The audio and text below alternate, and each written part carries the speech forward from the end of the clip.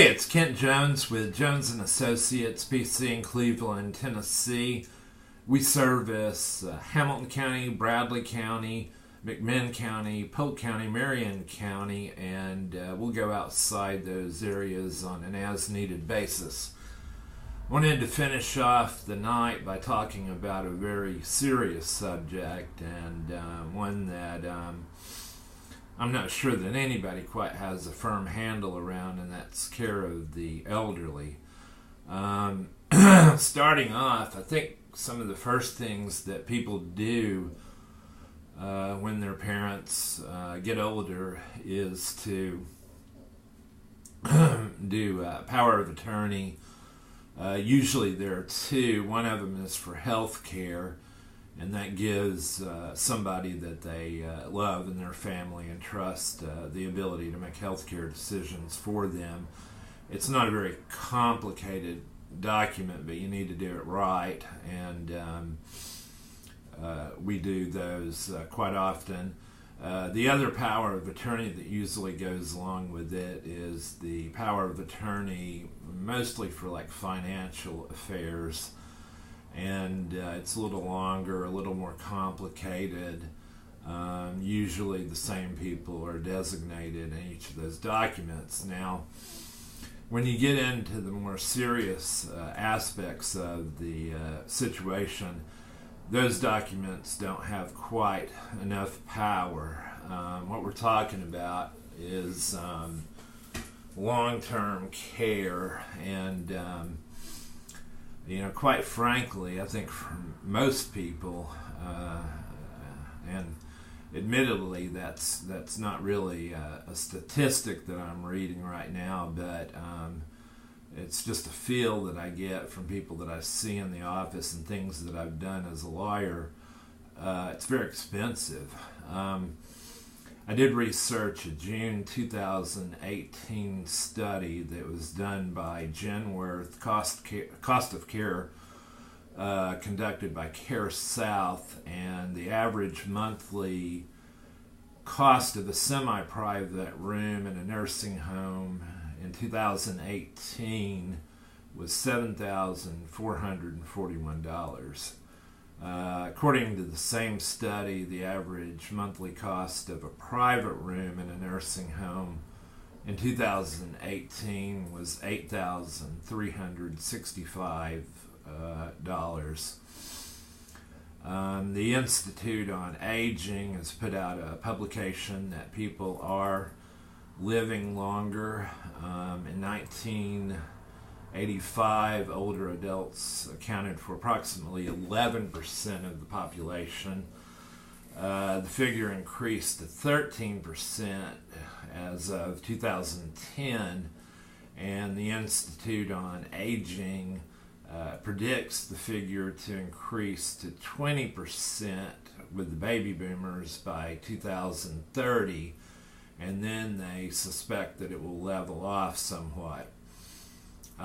Interestingly, death rates for heart disease and stroke fell by over 50% between 1981 and 2009, but at the same time, the prevalence of diabetes in older adults increased from 13% in 1997 to 1998 to 21% in 2009-2010.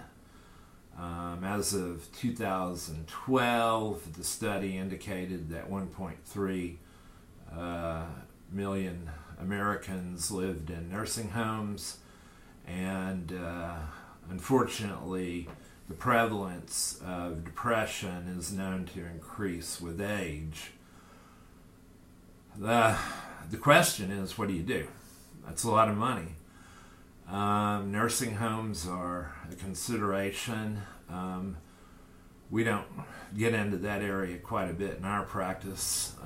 There are some other attorneys in Chattanooga and Cleveland that I know of that do an excellent job with dealing with nursing home issues.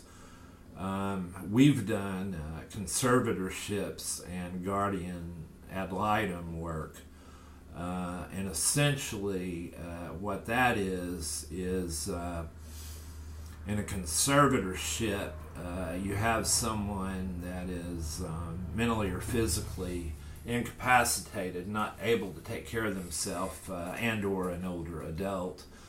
And I've seen cases with 90-year-old people. I've seen cases with 18-year-old people.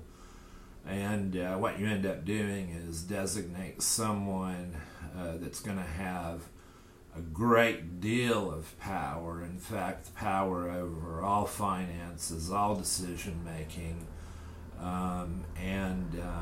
It's not as easy as drafting a power of attorney or two in a law office. You have to go through the court system, and a lot of these take a long time to do.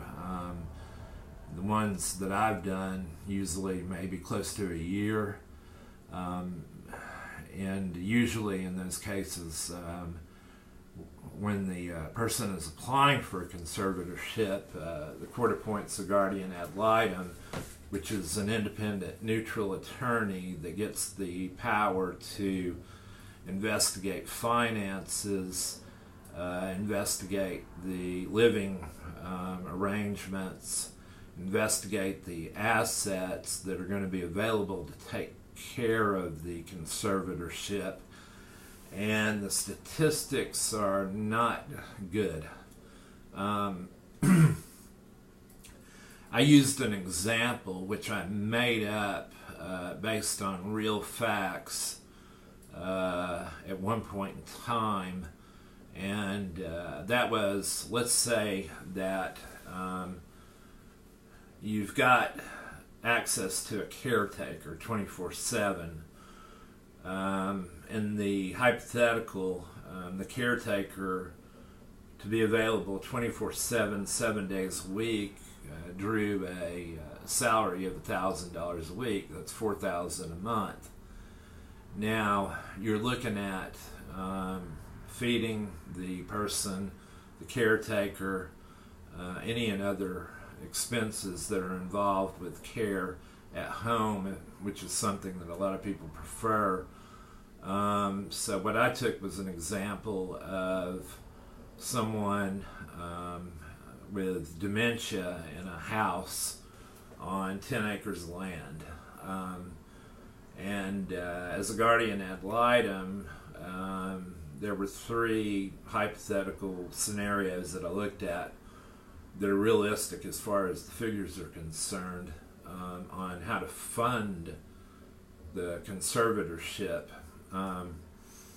I know there are a lot of commercials about and a lot of hype about the reverse mortgages, but upon my research, it turned out to be one of the worst avenues to choose to fund a conservatorship. In the hypothetical example, you end up spending close to $10,000, and if it's a larger estate, much more, in just upfront fees to do a reverse mortgage. And once you get it going and into play, in this example, how long would it on a $170,000 house with, let's say, the 10 acres of vacant land were valued at $100,000. Well, how long is it going to last? And my calculations were 2 years. The only scenario that I could come up with that provided the longest period of time to fund the conservatorship was, and again, this is hypothetical, it's made, I mean, the numbers are real, but is to sell everything, house, land, move into an inexpensive accommodation if you can find it, and I think we stretched it out to about 5 years. You can look at the Tennessee Code Annotated life tables and determine what statistics say the average lifespan is of a person, but you know as well as I do, regardless of the condition that somebody has, whether it be Parkinson's, dementia, Alzheimer's, any of those type of things, the lifespan may go on for 5 years, it may go on for 10 years, it may go on for 15 years, you don't know. And so when you run out of funding at the end of 5 years, or 2 years if you do the reverse mortgage, you know, where are you going to go from there? Unfortunately, at this point in time, I don't know the answer to that question. I do know how to do a conservatorship, and I do know how to be a guardian ad litem, and hopefully the next case I get in that area is a little easier to resolve. But if you have questions about that area of the law, and it is your desire to provide a residential home care for a particular person, as opposed to nursing home care, then feel free to contact me, Kent Jones at Jones and Associates PC. My phone number is 423-424-6208. joneslaw08@gmail.com. Bradley Wilson of counsel with our firm is available at brad@bradleywilsonlaw.com. His phone number is 423-458-2479. I would welcome any suggestions or comments that anybody has that has been through this experience, because I believe that the issue is going to become more widespread over time, particularly as the statistics suggest through 2030. I hope everyone has a good evening, and we'll talk to you later. Goodbye.